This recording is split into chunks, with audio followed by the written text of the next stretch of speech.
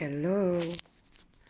Oops, sorry. I just want to share this with you. If you remember, this is a painting with the mallet smash. And today I sat here and look at this painting, and suddenly this lady behind these flowers. Ooh, where is my finger? Do you see her? And I see a beautiful hibiscus flower and a tiny butterfly here. Here is a lady. She has eyes and she's hiding. No, she's looking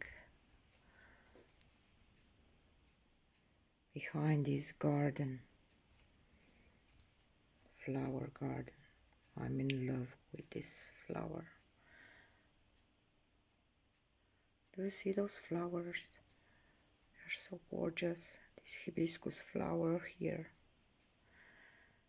So you see, sometimes some painting at first just doesn't look much, but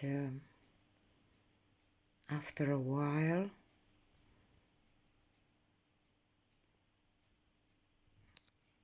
it becomes this kind of piece of art.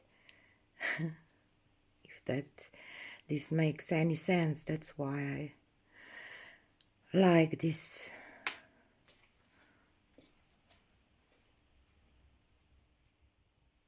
You see my reflection there and all the other, but bye from two of us.